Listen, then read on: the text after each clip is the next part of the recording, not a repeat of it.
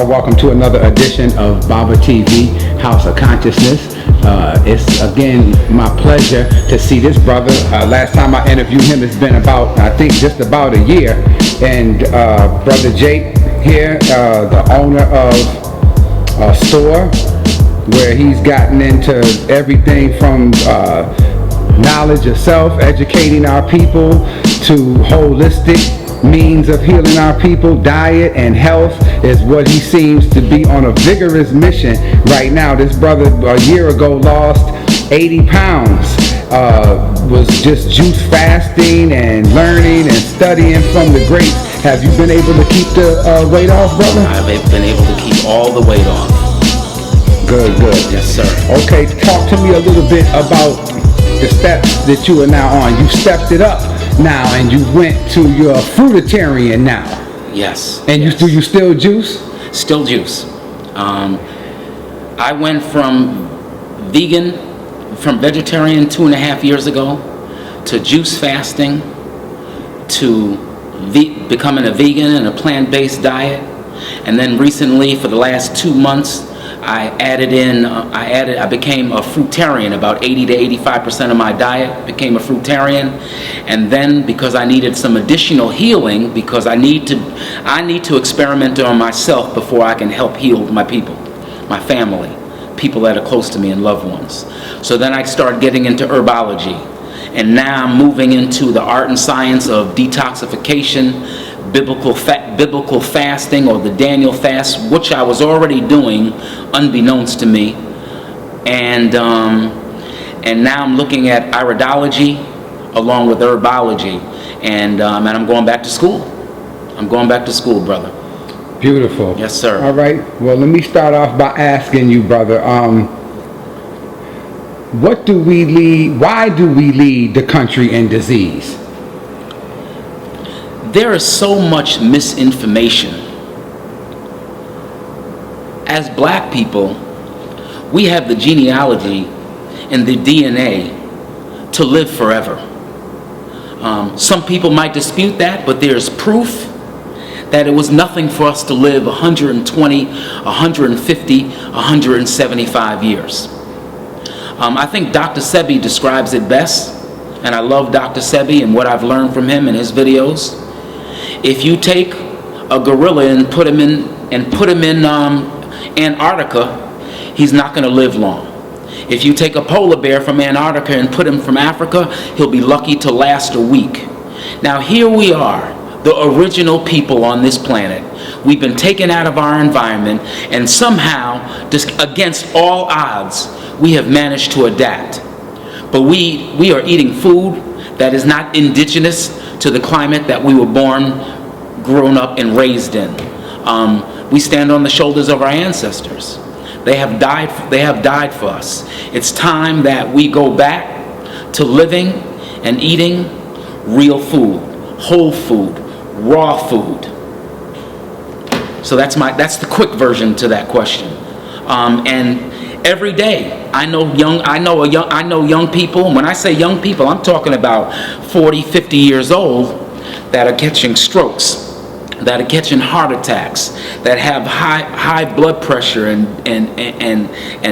diabetes and cancer, and we are what we eat, we are what we drink, we are what we breathe, we are what we think.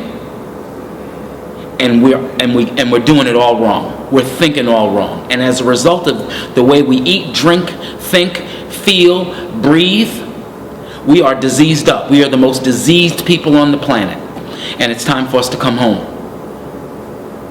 In the famous words of Sankofa, it's time for us to come home. It's time for us to rightfully claim what's ours. Mm-hmm. Myself and my wife, we're living proof over the last 2.5 years. For her, it's been more like 4 years.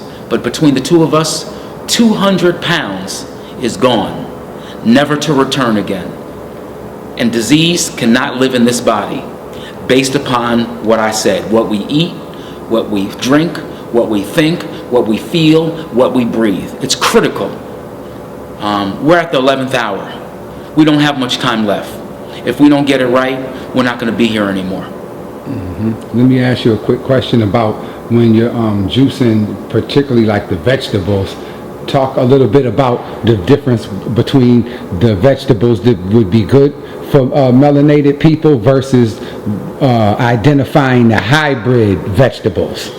What about carrots, for instance? Is that a hybrid vegetable? According to Dr. Sebi, it is a hybrid. Okay. I'm not an expert on those areas, but I do know this. Before I learned of Dr. Sebi, there were things that is on his list of foods not to eat. Yes. That I was ingesting through juicing. And I don't know anybody else that's lost 80 pounds in 7.5 months. This is my testimony. This is my experience. This is what happened to me. And as a result of that, now that I know, ever since I found out that information, I did cut way back on carrots and cut back way back on beets. But we also live in an area where it's hard to get certain vegetables, certain fruits. Recently, I've been up in Rochester, New York, and they seem to have riper produce than us. So I'm learning a whole lot. Sometimes you have to travel in order to get the right vegetables, the right fruits. That's what Brother Polite, not to cut you, was saying the other day in his interview. He just got back from the Bahamas, and he said that they have fruit there that we don't even have. Like we never heard of. Right. But I mean, thank God for this town has become, Syracuse, New York has become a refugee spot. And so there are people that come that are bringing their fruits and their vegetables from other cultures here, and vegetables and fruits that are indigenous to their climate, which is indigenous to our climate, although not directly from Africa, that are things that I'm starting to include into my regime, into my diet, for my personal well-being and the well-being of my family. And knowing what I'm learning, there's always room for improvement. And I'm excited to be standing on the shoulders of those that have come before me. And practicing with discipline. Because this takes discipline. So getting back to your original statement, we are diseased up because we lack discipline.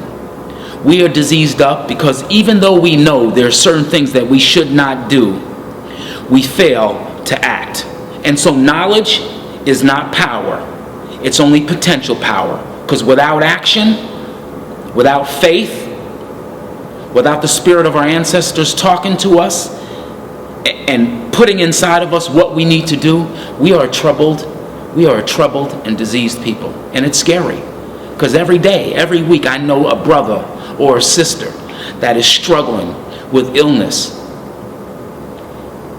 But I was told that you can lead a horse to water, but you can't make him drink. But I do believe you can create a thirst. And so that's what these that's what these talks are about for me. Trying to create a thirst in people so that so they reclaim and participate in their own rescue. All right, brother, talk to me a little bit about the biblical fast and the Daniel fast. It's interesting. What's that all about? I got in touch with a naturopathic doctor, a local doctor in this area, and he's into the Bible, but he has all the herbs that I need. And there's some scripture that says that some of the scripture will state it this way. They will say that plants or herbs or leaves or seeds are for the healing of our people. So long before I knew what I was doing, long before I knew exactly where that scripture was in the Bible, I already came to the conclusion that I'm not one of those people. Half right is all wrong. I had to be one of those people that if it doesn't grow on a tree, if it doesn't grow in the ground, if it doesn't grow on a vine, then I need not put it in my body. If I'm not juicing it, squeezing it, blending it, I'm not drinking it. And I have to be careful even about water. I distill my own water. Some people don't agree with distilled water, and I'm not going to debate that. That's for another time, and maybe another specific DVD on maybe water and the benefits of water. Some people believe in spring water. Some people believe in distilled water. Some people believe in Kangen water.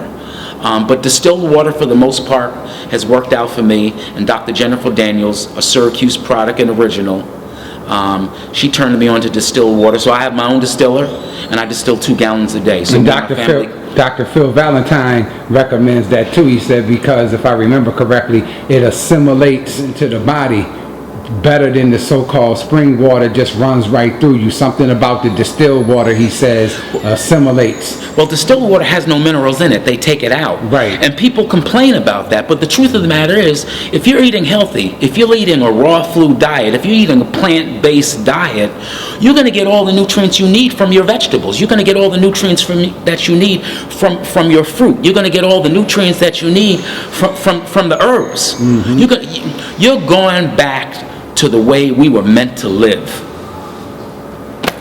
All right. What are some of the herbs that one might use for in the detoxing process of trying to get rid of like high blood pressure? I'm not an expert in that area yet. I can tell you that in the last 3 months I've used over 100 different herbs. Some of them are simple. I'll talk about the simple ones like golden seal, echinacea, there's juniper berries. There's a number of different herbs that I'm specifically using, too many to name, right, to give you the details of each one, but I am putting together protocols, and I'm working on that along with juicing, specific protocols to combat each and every dis-ease or so-called dis-ease to heal the body. And that's what I'm working on now. I'm actually going back to school. I'm starting out at this international school for detoxification. I'm going to be going to this holistic health practitioner. And the end game is a naturopathic doctor. I'm 50 years young. I believe I got another 50 to 75 years left in me. There's a brother out in California right now, or Arizona, who just turned 114 years old this month. And he is in his right mind. He still can walk without being bent over and crumped over. And so that's exciting to know that, Dr. Tim Morrow is another brother who's 83 years old, still plays tennis on a daily basis and rollerblades. So I'm looking for models of health, because health is our greatest wealth. Mm-hmm. Mm-hmm. That's a beautiful thing. Now, when you're juicing, and because you just got to be you're through with your detox, you personally. No. Right? You still detox? Still detoxing. Detoxing is a lifestyle. Right. Anybody that decides to say that they're going to do a 3-day, 7-day, 30-day, 40-day fast, more power to them. But if you detox your body and then you go back to eating the garbage that you ate, you didn't do anything. You will bring about whatever you detox from, it will come roaring back, and it will be worse than ever before. And I have experienced that from my little lapses. I was telling you on the way up how I thought I was eating some potato chip that had the right oil in it, that had the right salt in it, that didn't have any sugar in it, and my ankle swelled. And I was like, I don't know if I can stop eating these potato chips. They taste real good. I love barbecue. It's the first time I've deviated from the path in 2.5 years, and the result was swollen ankles and edema. And so I put myself back on an herbal protocol and juicing, and it diminished, and it's gone in less than 3 days. So I know for a fact that we must become our own doctors. And the reality is, our doctors don't outlive us. They die in the same range, 50 to 70 years old. But I beg to differ. I don't even believe black folks are living until their 70s anymore. Not with all the stuff not based upon our lifestyle and our lifestyle choices. And I'm not even talking about smoking cigarettes. I'm not talking about pork, because most people got that. But here's what they don't realize. A chicken puts the most weight on us, and we love chicken. And when I gave up chicken 2.5 years ago, I'm telling you, brother, I was having chicken dreams. And the last time I had dreams like that, 25 years ago, I got off of cocaine, crack cocaine. And I remember having crack dreams and drug dreams. So here I am, 23 years later, and I'm sleeping and I'm waking up at a cold sweat with chicken dreams. We're addicted. We're more addicted to food, sugar, salt. Nobody wants to look at themselves as being an addict. But the truth of the matter is, until you go back to the diet of your ancestors, we're all doped up. That's why they call it the Food and Drug Administration. We're all doped up. And it's I don't want to lose it. I don't want to lose my people. I mean, the idea of, if you talk to old people and they tell you that their friends are gone and how they feel about that and who's left and how they start to feel like they don't have much reason or purpose for being here any longer, it's imperative. We're in the 11th hour, the 11th and a half hour. It's imperative that we start doing something about our health. Because without health, there's nothing. And, I try real hard to post on my Facebook page the information and my testimony and my wife's testimony of what we're doing and how we're eating and how we're living, with the hopes that, there's a saying, they say that many are called, but few care to listen. Mm-hmm. Shout out your Facebook page. My name is Jacob Willis. And anybody can friend me. I don't turn anybody away. And I hope that this becomes, at one point I was worrying about how I'm going to support myself and how I'm going to make money. And you know what? I decided that's none of my business. Whatever God has in store for me, whatever the ancestors have in store for me, I'm going to receive anyway. So information is out there, but most people won't do the homework or the research or have the discipline in order to follow suit. And most of the modern diets and fads and fasting and detoxing that's out there is simply meant for confusion. And if you do it wrong, you'll be sicker than ever before. So there's an art and a science to this, to fasting, to cleansing, to detoxification. It's a lifestyle. And it's not one that you can turn your back on and go back and start eating fried chicken and smoking cigarettes and drinking soda again and doing all that nonsense that we've done for years to our own detriment. I'm going to quote Dr. Tim Morrow, who's an iridologist as well as a herbologist, and he says, growing old doesn't make you sick, it's growing sick that makes you old. Going back to my original statement, you are what you eat, you are what you drink, you are what you think, you are what you feel, and you are the air that you breathe. That's it, in a nutshell. Well, beautiful, Brother Jacob. If you don't have anything else to say, well, I appreciate the opportunity again, Baba. I want to just say, when the last time you've been down into your home, because you are a Harlemite. I got to go back. Matter of fact, I'm running out of shea butter. I'm running out of shea butter and black soap, so I got to go down and pick up 500 or 600 pounds, and I'll have to do that by the end of August or early September. And every time I go back home,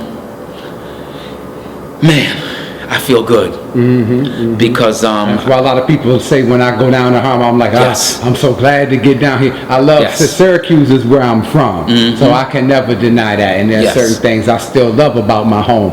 But when I go to Harlem, it's like the number one spot that I go. Like some people go hiking and they find that relaxing as a retreat when they leave their home. Harlem is a place where I get that same satisfaction when I go to Harlem. For me, it's the Uptown Juice Bar. Yes, sir. It's Nicholas Wholesale. It's Sonetta TV. Yes, always. I mean, those are 3 locations right on 100, and it's just walking around and talking to each individual vendor that's still out there, because they done cut us in less than half down there. But my father, my grandfather, Rabbi W.A. Matthews. Of the Commandment Keepers. The Commandment Keepers. I was the adopted son. Right. And some of what I learned had to do with the dietary laws of the Old Testament. So this ain't new to me. This was always in me. And even though it's not there, the legacy can never be diminished, can never be denied. And I'm happy to know that I'm a Hebrew by birth. I'm happy to know that I was raised right, and the seed was planted, deep, because a lot has happened in my life for me to get to the point where I am today. And I value all my experiences and all my trials and tribulations. And so you're right. Going back to New York, going back to Harlem, going back to 125th Street. Like I said, my grandfather owned some row houses, and he also owned a newsstand right on 145th Street. So just going back to that and seeing that, it's like a whole new part of me becomes alive again. I mean, that's the best way to describe it, brother. That's the only way to describe it. Yes, sir. So I appreciate you. I appreciate what you do, and every time I see you, man, you're getting better, and you're interviewing better, and I love everything you do. Well, I thank you for that, brother, and I appreciate you. I know Syracuse appreciates you, and hopefully we will start taking heed of this information that you have to do to heal us and give us life. Yes. And on that note, I want to say peace, black power to the family, peace, Syracuse 315, and we out. Peace.